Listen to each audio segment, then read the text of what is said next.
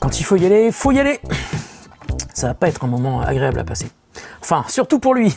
Salut à tous, c'est Nico, j'espère que vous allez bien. Aujourd'hui, on va parler du Samsung A51 qui a la difficile tâche de succéder à son modèle de l'an dernier, le A50, vous avez vu, hein, je calcule bien, et qui était un gros carton en France. Malheureusement, le A51 est pour moi plus décevant que le A50 et je vais tout vous dire. Alors tout d'abord, on va commencer par l'arrière, donc un peu de traces de doigts, mais c'est normal, hein, j'ai pas trop l'habitude de nettoyer les téléphones avant de vous les montrer, je préfère vous les montrer comme ils sont dans la vraie vie. Donc à l'arrière, il y a 4 capteurs photo, un port jack et un port USB type C. Sur le côté gauche, on a la trappe qui permet d'accéder au double tiroir nano SIM et de mettre en plus, en même temps, une carte micro SD, donc c'est plutôt pas mal. Vous avez déjà un espace de stockage qui est plutôt confortable et vous pouvez encore l'étendre avec encore plus de gigas disponibles. Ça c'est plutôt cool parce qu'on va pouvoir faire plein de photos et plein de vidéos et vous allez voir, il se débrouille pas trop mal, on va en reparler. Sur la partie droite, on a le bouton volume up, volume down et le bouton power et il n'y a pas de bouton pour Bixby.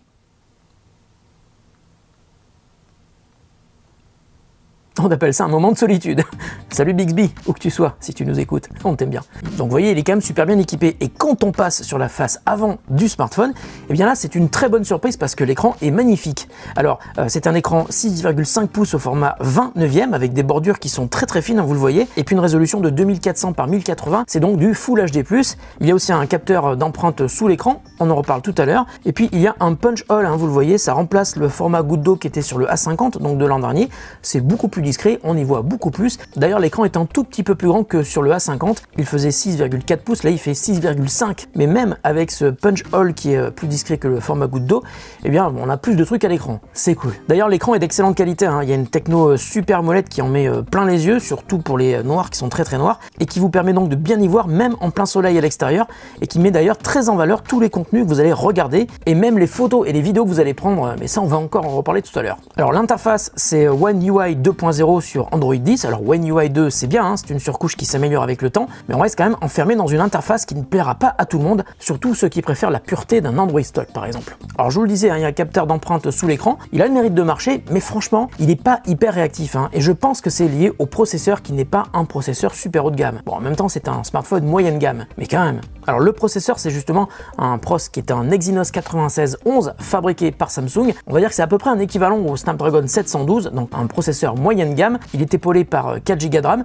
et l'ensemble n'est pas très rapide, hein. On sent que ça rame dès qu'on navigue dans les menus, mais aussi quand on fait du jeu vidéo sur des titres un peu gourmands. En fait, ça rame à peu près tout le temps, hein. C'est pas très agréable, surtout quand on est habitué à des smartphones plus haut de gamme évidemment.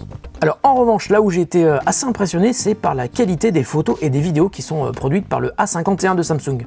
Et là je parle aussi bien des caméras à l'arrière que de la caméra à l'avant. C'est plutôt impressionnant. À l'arrière, le capteur principal de 48 mégapixels est accompagné d'un capteur ultra grand angle de 12 mégapixels qui marche aussi en vidéo, hein. Ça c'est pas toujours le cas sur tous les smartphones du marché. Il est aussi équipé d'un capteur macro de 5 mégapixels et d'un capteur TOF qui permet de calculer plus précisément la profondeur de champ et donc d'assister le mode portrait pour des résultats plutôt réussis. Bon, malheureusement, comme c'est toujours le cas chez Samsung, quelles que soient les gammes de smartphones, il y a toujours une super saturation des couleurs, ça manque un peu de naturel, même si à première vue ça flatte les photos. Enfin, ça va surtout flatter la personne qui prend les photos et qui se prendra vraiment pour un photographe professionnel. Donc si vous utilisez Instagram, ça devrait vous plaire.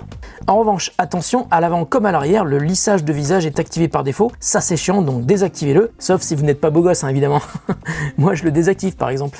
Il se débrouille aussi très bien sur le mode ultra grand angle, mais aussi sur le mode macro et sur le capteur principal. Toutes les photos sont très correctes, voire parfois assez jolies. Alors attention, je mets quand même un petit bémol à tout ça.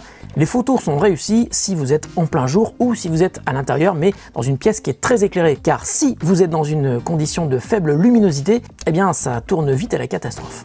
Alors tiens, un détail, la vidéo, elle est stabilisée en 1080p à l'avant comme à l'arrière, et bonne surprise, la caméra avant filme en 4K. C'est assez nouveau sur cette gamme de smartphones, et c'est surtout plutôt intéressant, même si, attention, que ce soit à l'avant ou à l'arrière, la 4K n'est pas stabilisée. Donc si vous utilisez le smartphone sur un gimbal, ça peut être vraiment intéressant, mais si vous l'utilisez à main levée, bah, la vidéo sera un petit peu shaky. Donc parlons maintenant de l'autonomie. Pour moi, c'est un des points faibles du A51, surtout quand on le compare avec le A50. Alors j'ai calculé à peu près, parce que ça fait donc presque presque un mois que je l'utilise au quotidien. J'ai passé de longues journées à l'utiliser, à faire plein de choses. J'arrive toujours au bout de la journée, mais il faut quand même que je n'oublie pas de le brancher le soir pour le recharger parce que sinon le matin je pars avec un smartphone qui est presque vide et ça c'est plutôt chiant. Alors heureusement il y a la recharge rapide, mais elle est limitée à 15 watts, c'est pas énorme, mais bon elle a le mérite d'exister. Ça vous permet par exemple de passer de 0 à 50% de batterie en 3 quarts d'heure, et pour aller de 0 à 100%, il faut plutôt compter 1h40. D'ailleurs si vous partez souvent en oubliant de charger votre smartphone le soir, eh bien n'oubliez pas d'avoir toujours avec vous une batterie externe. Moi c'est ce que je fais, surtout quand je teste ce genre de téléphone. Bon, alors en résumé, c'est un smartphone milieu de gamme qui a des performances moyennes, avec une moyenne plus pour la partie photo et vidéo. Il se débrouille pas trop mal. Malgré tout, pour tout le reste, c'est un petit peu chiant, hein. Il est pas très puissant, l'autonomie est moyenne. Elle est d'ailleurs plus limitée sur le modèle de l'an dernier, qui avait aussi une batterie de 4000 mAh, mais qui avait un écran un peu plus petit et puis un processeur moins puissant. Donc c'est quand même assez logique. Bon, alors à ce tarif-là, la concurrence c'est quand même mieux, hein, que ce soit chez Honor ou chez Xiaomi. On a des performances qui sont globalement bien meilleures, même si sur la photo, le Samsung reste quand même super défendable. C'est un smartphone qui de toute façon va marcher parce que c'est une marque qui est super bien implantée en France et qui a très bonne réputation et qui fait de beaux appareils. Vous voyez, même si l'arrière est en plastique, il est assez joli avec des reflets qui sont des plus plaisants. Voilà, la vidéo est terminée. Si ça vous intéresse, je vous mets un lien dans la description de la vidéo pour l'acheter au meilleur prix. Et surtout, n'oubliez pas de revenir souvent sur mes vidéos puisque je mets à jour les prix des produits que je teste, hein, pour vous donner à chaque fois les meilleurs prix. Et si vous ne le savez pas encore, je poste très souvent, quasiment tous les jours, des bons plans sur mon compte Twitter. Ça vous permet d'acheter tous les produits que vous rêvez d'acheter au meilleur prix. C'est la fin de cette vidéo, j'espère qu'elle vous a plu. On se retrouve très bientôt pour une autre vidéo qui n'aura sans doute rien à voir avec celle-ci, sauf s'il s'agit bien sûr d'un test de notre smartphone Samsung, ce qui pourrait probablement arriver. On ne sait jamais. Salut à tous et bonne journée.